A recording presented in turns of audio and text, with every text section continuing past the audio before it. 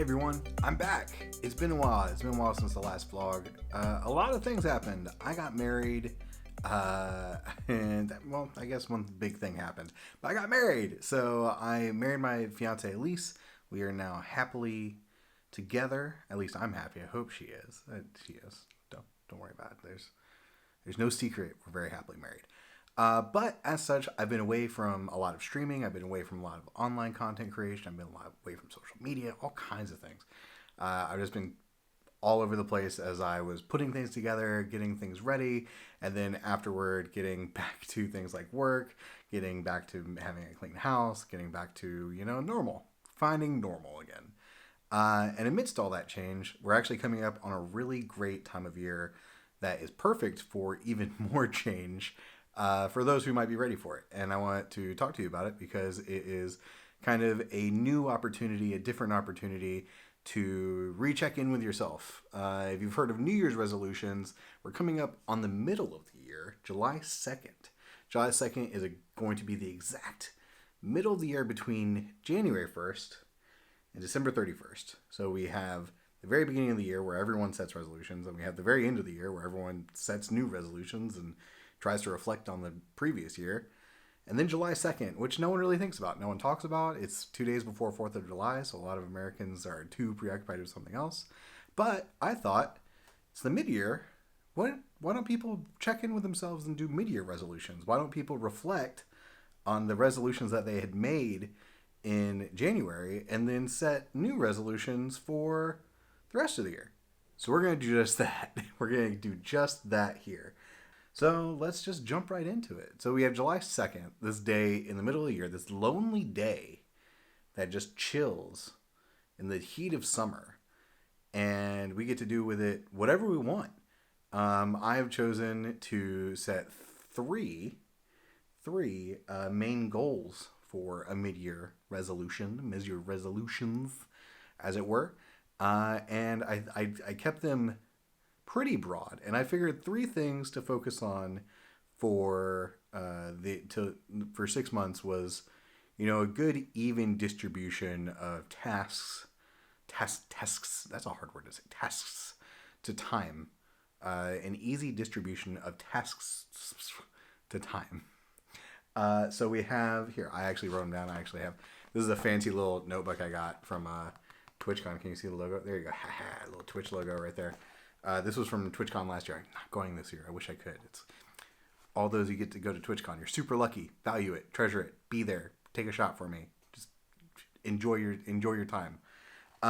So for mid-year resolutions, let's see. I have a couple things I did write them down. I'm a big fan of writing things down. If you can, highly recommend you write some things down in your life. Lists, diary notes for emotions, keeping track of your thoughts.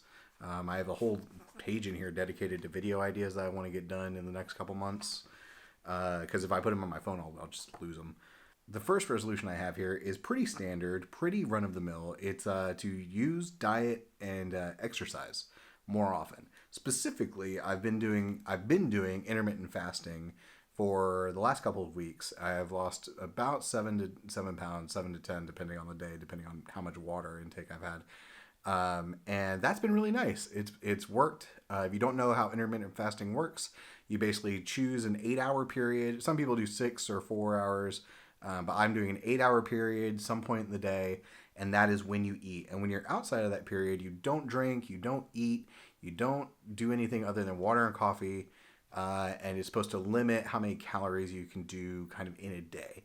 So with intermittent fasting, I'm doing between 11 a.m., and 7 p.m. And maybe plus or minus 1 or 2 hours on either end. So either like 11 to 7 or like 1 p.m. to 9 p.m. I find myself not really feeling super hungry in the morning. Maybe right around like 10 to 11, I start getting pretty hungry. But by then I'm about to eat, so it's fine. I do really like that I am still able to go out and like drink and like go out and eat pizza and cake and whatever else I want. And then my plan is to use my Fitbit to log 10,000 steps a day. That's going to be difficult. Right now I'm averaging about 5,000, so I need to double my activity level on Fitbit it makes it the Fitbit community is really cool because it's kind of gamified fitness in a neat way. At least I like it a lot. Number 2, the next thing that I am going to try to do between July 2nd and the end of the year is do more reading. Specifically, I want to read 3 books, a book every other month, which is not a lot. I'm being pretty lenient with myself. I'm a fairly slow reader, and I want to give myself plenty of time to, just read anything. I haven't finished a book in like 6 to 8 months. Like it's been a minute, so I need to set my goals realistically. I think at the beginning of the year I set a goal to read 10 books, and that was not something I should have done. That was not attainable for me. But I have 3 books actually that I've set that I'm going to read, and I find that self-help books, informational books, things of that nature really do help me personally, kind of in everyday life, and even when I reread books, it keeps my mood up, which is good. So here are the books I'm going to be reading in no particular order. You Are a Badass by Jen Sincero, I think. Jen Sincero. This is an amazing book that I recommend everyone read. It is basically a self-help book that talks in very plain terms, and it uses references that are relevant to people. It uses a lot of media, and it makes everything really easy and digestible to break down when you're feeling down. And I actually read this about a year ago when I was really depressed, and it helped a lot. And so I wanted to read it again, not because I'm depressed necessarily, but because it's good to read these at change. And to me, it's good to read stuff that is positive at change and inflection points in your life. Moving all around the country when I was a kid, being a military brat, it was always nice to go back to something comforting and uplifting, like video games or something else, something that was familiar, but also could raise my spirits to kind of get through those inflection points of change. That's what this is for me. This is going to be, as you know, I transitioned into married life, and I'm currently going through a job transition. This is going to be extremely helpful. So very excited about this. This was a gift from my sister, and it's Broke Millennial by Erin Lowry. My sister's name is Erin, actually. But this is Broke Millennial. It is, I'll just read you the back since I know nothing about it. If you're a cash-strapped 20 or 30-something, it's easy to get freaked out by finances. But you're not doomed to spend your life drowning in debt or mystified by money. Broke Millennial shows you step by step how to get from flat broke to financial badass. Financial expert Erin Lowry goes beyond boring budgeting basics to tackle tricky money matters most of us face IRL, including things.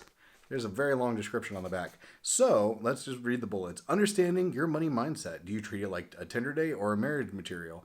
Managing student loans without having a full-on panic attack. What to do when you're out with your crew and can't afford to split the bill. How to get financially naked with your partner. Scandalous. So this is going to be a very good read. I am not the best with money. I'm not terrible. I'm not like drowning in debt or anything. But I would like to get better. And that's going to be, especially as we roll towards Christmas slowly.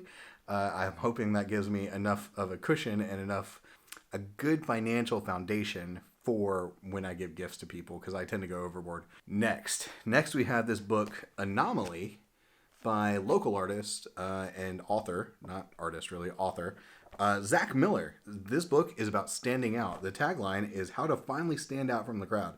Anomaly is a book that I learned about through a thing called Marketers Anonymous, which is a local marketing meetup. It happens about once a month. And Zach went over there to speak. And he talked about being an anomaly. He talked about mostly about marketing, branding, setting yourself apart, networking. It's things that are a little bit different that make you stand out from anyone else that you might be competing with, beknownst to you or not, in online advertising, real life advertising, job hunting, dating, anything. So it's more of a general self-help book in that it's not even really in the self-help category. It's more of a like business strategy philosophy book.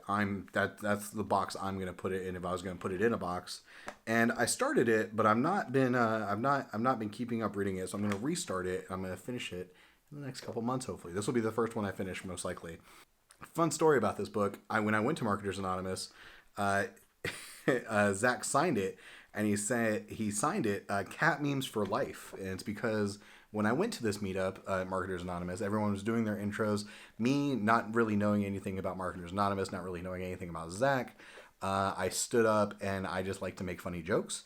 So I said, "Hi everyone, my name's Sean. I work in social media marketing, and basically what that means is that I make cat memes all day."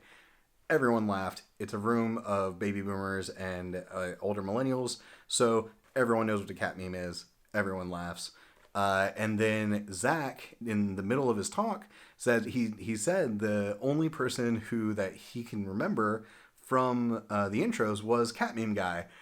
And I've just, a huge smile came up on my face, and it just felt really nice to be like, oh, maybe I'm doing something right. So, special connection with this book. Zach's a great guy. Last but not least, this one's pretty self-explanatory. I'm going to try and hit more content deadlines. What does that mean? So, I had a plan at the beginning of this vlog-style recording session, back when the first vlog that I did, and I had a plan to do 2 videos a week. So I'm going to very much try to stick to that, and I'm going to try to release 2 videos a week, Tuesdays and Thursdays, hopefully. Schedules might shift and change, but vlogs I hope to hit at least every Thursday, and 1 other video hopefully on a Tuesday throughout the week. So hitting 2 videos a week here on YouTube, and at least 2 streams on Twitch. So yeah, that I really want to get back on a regular schedule and just find some routine again. I need it. I like routine. Routine is my friend for sure. And I want to thank you for watching. Thank you so much. I think that's going to be it. What are your mid-year resolutions? What are you doing between now and December? Share them in the comments. Tweet them at me on Twitter. We can talk about it in Discord if you like. I hope you enjoy these videos. If you do, let me know. Please give a like. Remember to subscribe. And just, enjoy your life. You do you. If you see something that makes you happy, grab it.